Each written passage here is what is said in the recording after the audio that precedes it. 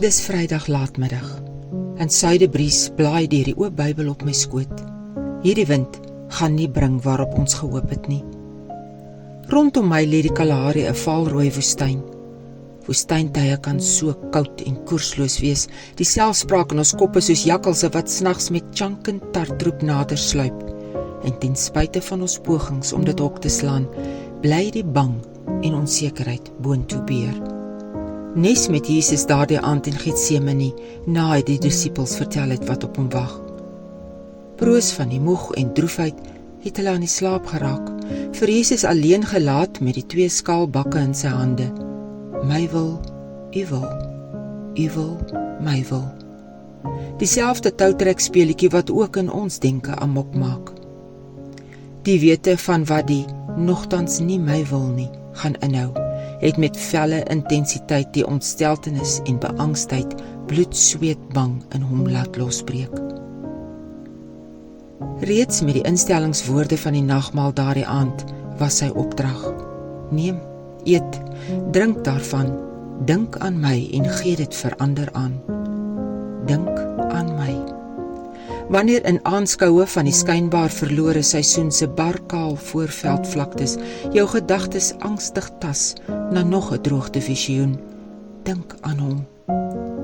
Wanneer jy verby die Lazarus wonder van 3 dae laat, maar steeds betyds wil uitskree, dis te laat, Here, die grasspriete is vaal verby vrek, dink aan hom.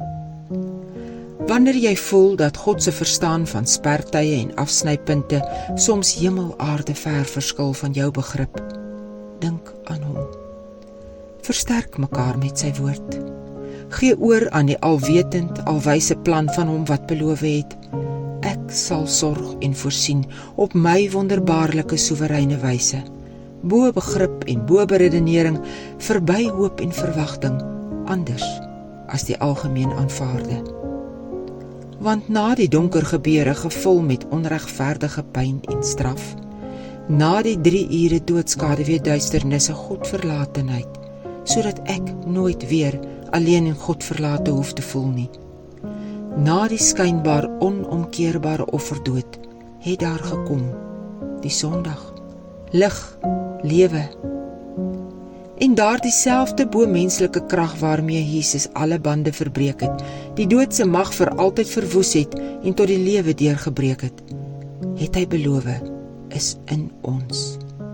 Daar dieselfde krag gee hy aan ons om op hierdie plek, in hierdie uur, te midde van juis hierdie gebeure, in die deurbring van ons dae, deur die inhoud en emosie van elke gesprek, te kan dra die seker en gewis getuienis van wat ons sê ons glo. Dat Jesus is wie hy sê hy is, die Messias, die Christus, ons herder Heer. Hy verslap nooit sy greep op ons nie, ook in woestyne kom ons niks kort nie.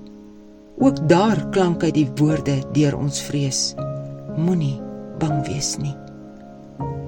Die vertroue in Jesus as opgestane Heer, vul ons met kalmte en rus, skenk ons die deurdra genade van geloof wat kameeldoringtaai bly klou. Geslote deure is nie vir hom 'n probleem nie. Grendels kan hom nie keer of beperk nie. Hy betree ons vrees en seën ons met vrede en vertroue, want Jesus, wat reeds alles beleef en oorwin het, sê vir ons, my genade is vir jou genoeg, ook in 'n tyd soos hierdie.